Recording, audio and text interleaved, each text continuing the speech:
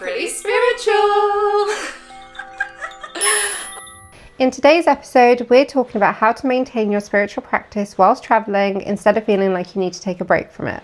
We go on holiday to relax and reset, but often the actual act of travelling can leave us feeling energetically drained, ungrounded, and a little bit anxious. And we often feel like the only option is to leave our spiritual practice at home, which can then also contribute to these feelings. Hi, I'm Shay. And I'm Amy. And welcome back to another episode of Pretty Spiritual. So it felt right to make this episode because we are officially in holiday season. I mean, you can go on holiday and travel any time in the year, but this is holiday season. Mm-hmm. And what better way to kick that off? I've just been on holiday. You're about to go on holiday. I am indeed. Yeah. And not everybody travels to go on holiday. People travel for work. I travel for work. You used to quite a lot as well. And travel is exciting if you're doing it for leisure, obviously, but it can be quite stressful. Mm-hmm. And one of the things that I know that I've previously worried about is maintaining my spiritual practice whilst traveling. And I know you have as well. And you have to adapt to that. So we thought it'd be a really nice episode to talk about ways that we can do that. Definitely. Yeah, I'm really excited about this episode. And I think, like you said, a lot of people talk about kind of the excitement of going on holiday, and it is very exciting, but there are lots and lots of things that can be slightly less exciting. You know, I think the whole airport situation can be quite overstimulating for some people. Delays, I think if you're traveling with your family or a big group and you're the person that's coordinating all of that, that can be quite stressful. A lot of people can be anxious flyers. You know, I think there are lots of different things. Even just being away from home and being outside of your normal routine can leave you feeling a little bit drained and a little bit ungrounded. So I think it's great for us to be actually talking about this and talking about ways that we can combat some of that so that we can really enjoy our holiday but remain connected to ourselves and our spiritual practice as well. That's right. And I would say most things that go wrong when you're on your way to your holiday. Like being grounded on the runway for 3 hours with an 18-month-old child and them crying, and like it's impossible not to feel a bit wobbly and grounded, if not on the verge of like a bit of a mentee bee when these things happen, and things go wrong when we travel. It just happens. So Definitely. I think this is a really nice episode to kick things off. And as we said, not everybody goes on holiday, but they do travel for work, and sometimes that can feel a bit more of a negative kind of thing because you're not there for excitement and leisure, as we said, and you might just need a little pick-me-up in terms of your spirituality and find it hard to kind of connect with that. Definitely.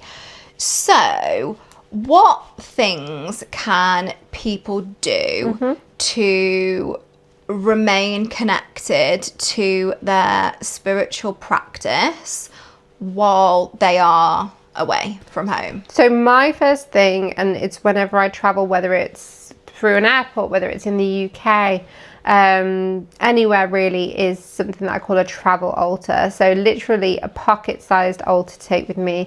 I pick a select few crystals. I'm not talking anything bulky. It usually kind of consists of an amethyst for calm and also intuition, but also a grounding crystal like black tourmaline or smoky quartz, and that kind of protective energy. Or it could be like my bracelets, and I take a few other crystals if I'm going somewhere with something else in mind. I would take with me a journal, a notebook, so I can scribble away. That's another thing. What else would I take? You could take something like roll-on oils, so essential oils to help, but that's not exactly necessary. But I know some people work with oils in their practice. I personally do take my tarot cards with me. However, people need to be aware you will probably get stopped in security if you take your tarot cards in your hand luggage, because flags up and they think you've like importing cheese or something like that. And then they start going through your cards, and then you have to cleanse your cards. So just be aware of that, because that happened to me. So I would personally take my cards with me for guidance. I love that. Those are some good things. And I think for a lot of people, packing light is obviously what we all try to do. I feel like a lot of us girlies are overpackers and it's very, very difficult. So I think it's about taking small items from home that can help you to pocket size. You don't need the kitchen sink. You don't need everything. And I know, because I'm someone that would pack like everything and feel like, well, I can't leave this, I can't leave that. Just be very selective, I would say, of things that could duplicate what you're trying to achieve. So another crystal you could take is a clear quartz, because it's obviously the amplifier and the main manifesting crystal. So yeah, just be very picky, and something that's going to be kind of versatile in your practice. Love that. Another thing that we can do is utilize digital items. So for me, I create Spotify playlists with healing frequencies specific for traveling and also when I'm away. You can use those. You can listen to meditations. Yeah, anything digital. I mean, Kindles have great books on spirituality that you can use if you're into reading, just to kind of make sure you're kind of connecting with that spiritual practice a little bit more, because being away does make you feel disconnected. You haven't got your home comforts. So anything that you can find just to keep your feet on the ground and keep you a little bit more grounded and, as I said, connected would be great.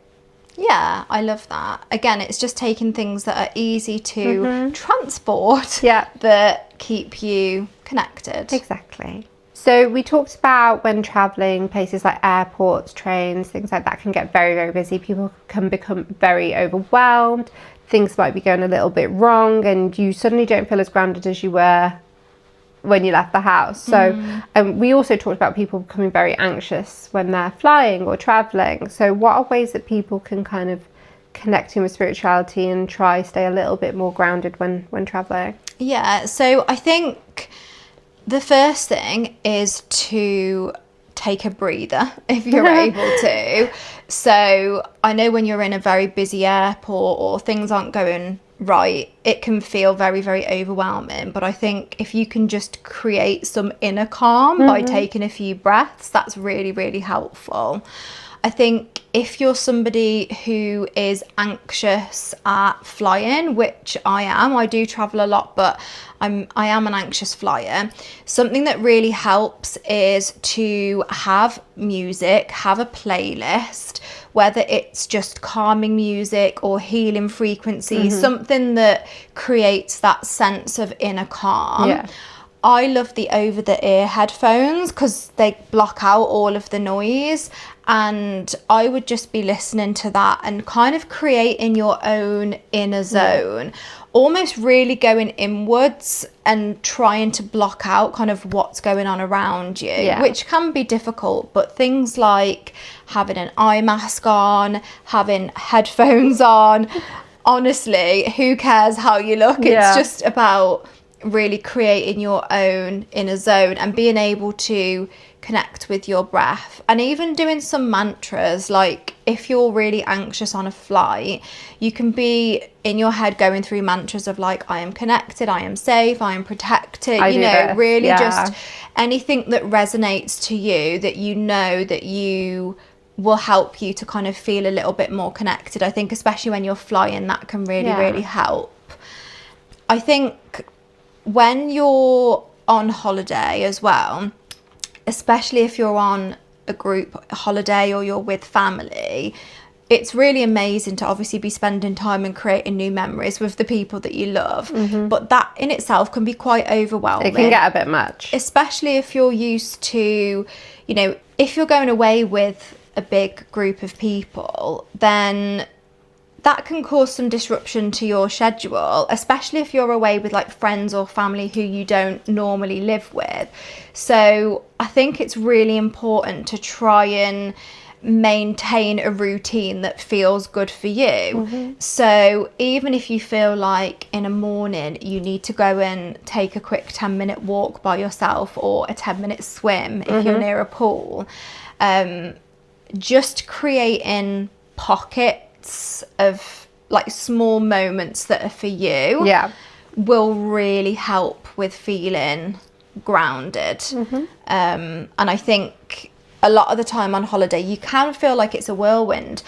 I also think when you're on holiday, if you make conscious time to ground, you feel more present in what's actually going on, and it feels less like a complete whirlwind where you're like every single day is blurred into one, and you feel more like you're being intentional about it. Yeah. That's what I found anyway. No, I completely agree. So my version of that when I was just on holiday was literally sitting and watching the sun come up and the sun go down at the end of every day. And the sun would be kind of going down as we were getting ready for dinner anyway. So I'd be getting ready outside, doing my makeup and watching the sun go down. But seeing it come up and listening to the water, that was how I was grounding every single day. Before the chaos of my son in a pool with so many different other kids and screaming and slushies everywhere. But yeah, I would sit with my water, listening to the waves, watching the sun come up, the peace before the storm or whatever it is. Yeah. The quiet before the storm. Yeah. But I would use that time to just ground myself in. And I think that's a lovely way to ground. And I think if somebody's on holiday somewhere hot, well, it doesn't even have to be hot. If you're near a beach or the sea, there are so many ways that you can really ground just being in that environment. It's not always about taking yourself away, walking along the sand with your bare feet, going for a swim in the sea, watching the sunrise, watching the sunset, going for a swim in the pool, just noticing the breeze on your skin. A lot of spirituality is about being connected to the earth, and sometimes when you're away you can do that even more so because you don't always have all of the other distractions that you have when you're at home. So I actually think it can be an opportunity to connect with your practice and yourself in a slightly different way than you normally would. There's also the important factor. I mean, I completely agree with what you're saying, and you kind of went into it, but I learned this from parenting, weirdly. And it's if you are overstimulated and you can't regulate yourself, a temperature change can help you. So when my son used to have terrible tooth moments, I'd then put him in the bath and that would then regulate him. So I started adopting this on holiday because I get overstimulated, and I'd just be like, right, go get in the pool. Just get in the pool. And changing your body's temperature can really help regulate and help ground you. So yeah, that's another option. I mean, you've just touched on it, so yeah, I was wanting to talk about the regulation of your body. Definitely. And there's lots of science behind that as well, isn't there? I've seen a lot online about the science behind changing your body temperature, and that helps with regulating your nervous system. So that's another amazing thing. I think that's the thing, there are so many different tools that will be available to us on holiday that won't necessarily be at home. So it's really about honing into that as well. Definitely. And it could be, like you said, something so simple as just taking a little quiet walk, carving out that little bit of time for you to be at one with yourself and your spirituality. Definitely. I think something else, going back to kind of bringing things from home with you, can be about trying to maintain, if you have a specific ritual or a specific routine that really helps you to feel connected, then trying to implement that on holiday. So something that I do on every holiday, and it is quite comical really, but I always pack my peppermint tea bags with me. I don't go anywhere without them, but that's because my nighttime routine, every single night when I go and sit in bed, or sometimes in the summer months I'll have it in the garden, I always have a peppermint tea, and I find it really calming, I find it really grounding, and I feel like it just makes my body feel good as well. And when I stop doing that, that can make me feel in a real funk. Yeah. It really does just make me feel in a complete funk. I just feel that my whole routine has completely gone out. And by just packing, I don't even have to take a whole box. If I'm only going for a week, I'll literally just take the number of tea bags that I need with me. And I just incorporate that. So sometimes on holiday, like you go to bed later, you're sat out on the balcony, you're chatting, you're doing whatever. But when I go to bed, I take that with me, and that just helps me feel like that's my moment then, like for me. And it kind of feels comforting and familiar and like decompressing in a way. So I think if anybody has a specific morning or evening ritual that could be something so small as having a cup of tea or your favourite hot drink, that's something that you can easily do when you're away. Love that. Let's talk about protecting your space. So that's another important thing. And I know a lot of people that listen are probably very aware of other people's energy, and we can't help but absorb, like in airports and previous people's energy in hotel rooms or Airbnbs or whatever.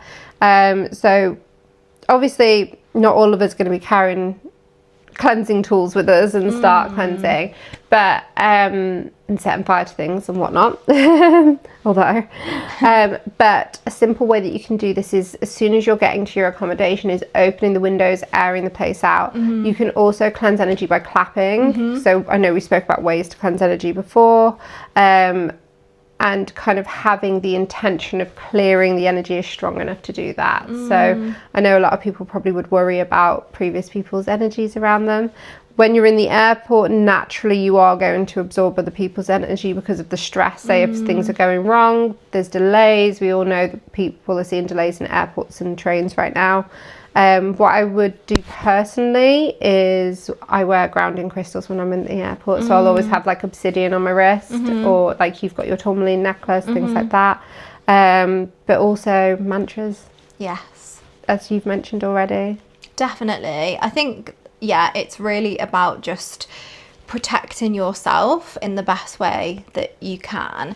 And I think when you're going into a new space, like even if you're going somewhere new, you could just buy some like little tea candles, or you can get incense from literally anywhere, I feel, most countries. So you could even do that. Like that's something that we do a lot when we're on holiday, is if we're sat out on the balcony, we'll always like buy some incense and we'll just be burning incense outside. And that in itself feels quite cleansing and protecting. So, and if you're on a beach, just cover yourself in sand and then get into the salt water.